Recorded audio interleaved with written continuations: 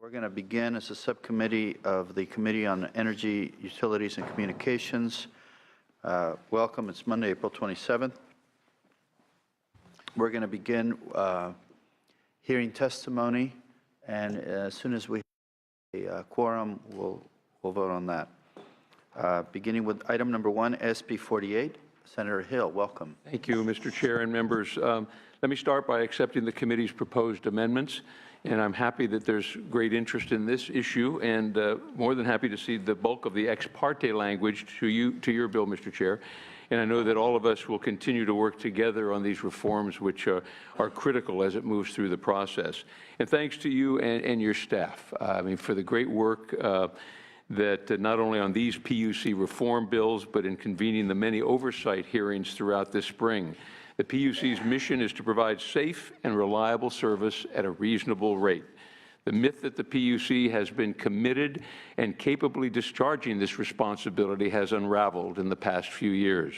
After the 2010 gas pipeline explosion in San Bruno, we learned that the PUC was poorly managed and managing its safety responsibilities. Organizational failures were not, however, restricted to safety.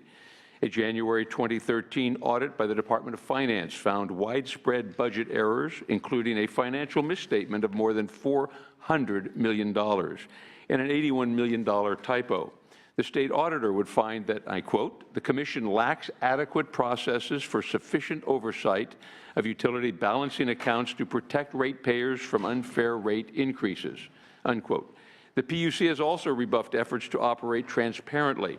It has held closed-door, invite-only stakeholder meetings in which all commissioners attend. When this practice was challenged as a violation to the Bagley-Keene open meeting laws, the PUC hid behind a law made for rate decisions to argue that, unlike with other state boards and commissions, only appellate or a Supreme Court could hear such cases. This would raise the bar considerably, as neither appellate nor Supreme Court nor the Supreme Court are required to take a PUC-related case. The PUC hid behind the same misappropriated statute when fighting to hide its emails from Public Record Act requests, emails that would later reveal ex parte violations and confirm the culture of coziness that exists at the Commission. Finally, the Commissioner Mark Farron, upon leaving the PUC a year ago, identified what he called a, quote, "serious governance problem" at the heart of the Commission. He stated that commissioners need to have a greater hand in management oversight, as occurs in corporate governance. Instead of serving to administer the PUC, the presidency has become a one-stop shop for political favors. SB 48, as amended, adopts a number of reforms. Firstly, it reverts staff control to the full Commission, instead of resting it solely in the hands of the President. The Commission's responsibilities are broad, and all of its members need to engage in governance. This bill requires the Commission to set performance criteria for the Executive Director and the Commission, and to annually evaluate performance. The Commission has begun to improve its governance, implementing Commissioner Farron's suggestion to create management subcommittees. To prevent a relapse, the legislature needs to clarify that the selection of division heads and direction of Commission resources should be done by the Commission and not by one person alone. The bill also clarifies that challenges to the PUC's implementation of the Bagley-Keene Open Meeting Act and the Public Records Act are to be brought in Superior Court, just as the case for other state boards and commissions. The bill makes a number of other changes, such as adding penalties for ex parte violations, requiring the PUC's administrative law judges to adhere to the state's administrative adjudication code of ethics. Note that this is needed not because the PUC's ALJs have acted unethically, but to insulate ALJs from political pressure of the kind we saw in the judge shopping scandal of last year, and also requiring the Commission to meet in Sacramento 6 times a year so that the governor and legislature can better fulfill our oversight roles. Requiring the PUC to clarify how long it takes to finish proceedings. The PUC has stated that all of its cases have been on time for the past 4 years, even though some have been held open for years. Requiring the PUC to reach out broadly to interested groups, not just the utilities, before opening proceedings. The PUC is the most audited agency in state government today. Its problems are pervasive and well documented, and they have continued for at least a decade. The legislature has stepped in periodically to stop the PUC's most egregious misuses of power, either in requiring reporting for behested payments, in cutting funding for gigantic sole source contracts, or in eliminating conflict of interest loopholes.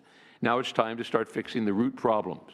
I'm heartened by my colleagues' commitments to this effort and to the committee's demonstration of the seriousness with which it undertakes its oversight responsibilities. I look forward to continuing this work with you and our colleagues in the Assembly and with the Governor, and hopefully that will move forward.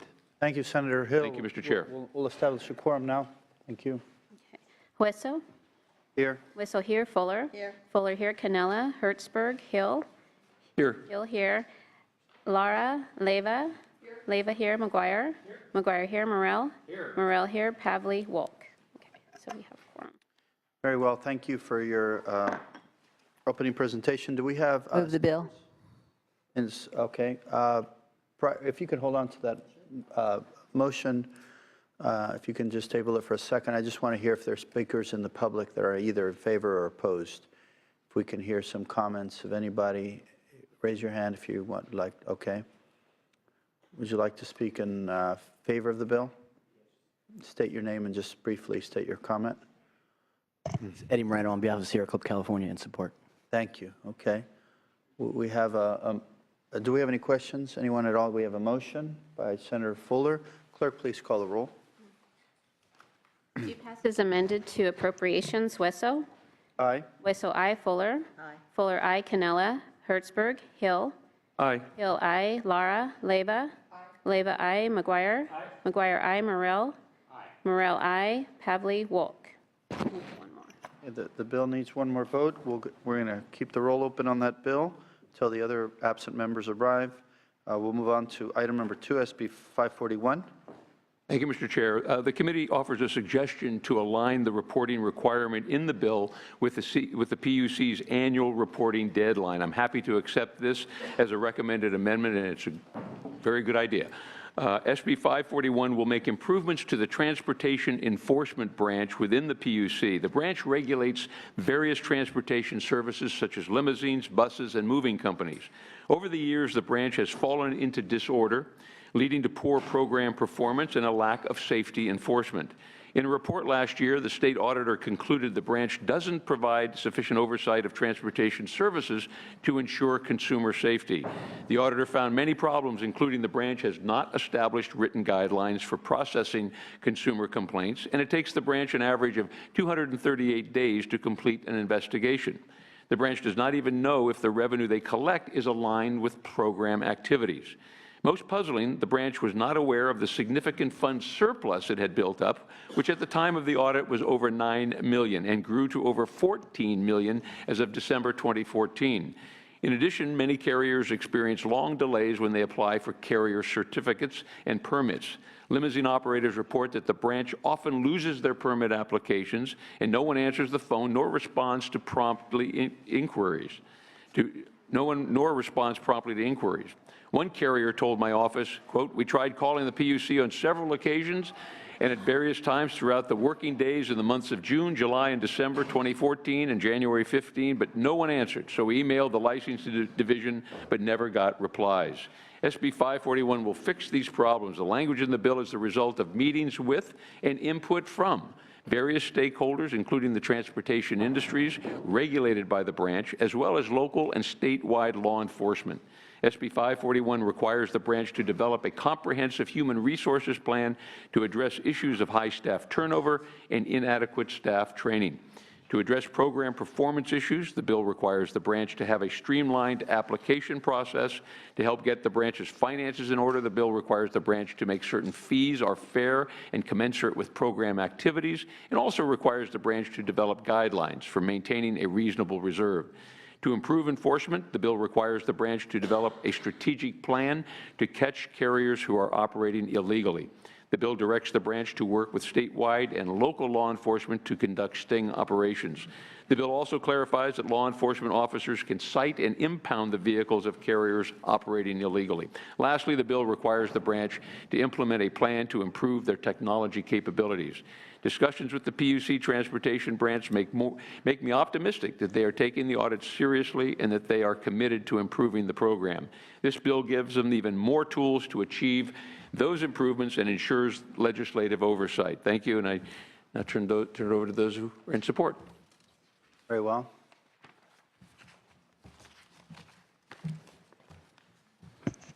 Mr. Chair and members, Greg Cook, representing the Greater California Livery Association. We're in strong support of this bill.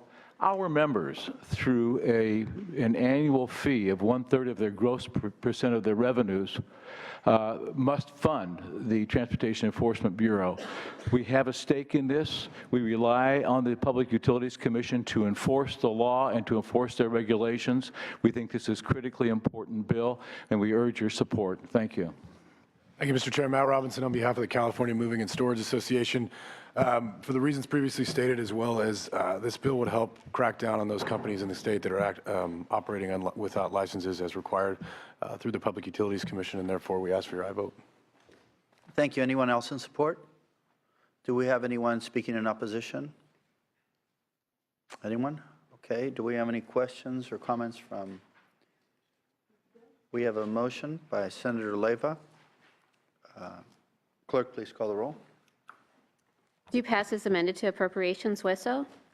Aye. Wesso, aye. Fuller? Aye. Fuller, aye. Canella? Canella, aye. Hertzberg? Hill? Aye. Hill, aye. Hertzberg, aye. Lara? Lara, aye. Leyva? Leyva, aye. McGuire? McGuire, aye. Morel? Morel, aye. Pavley? Wolk?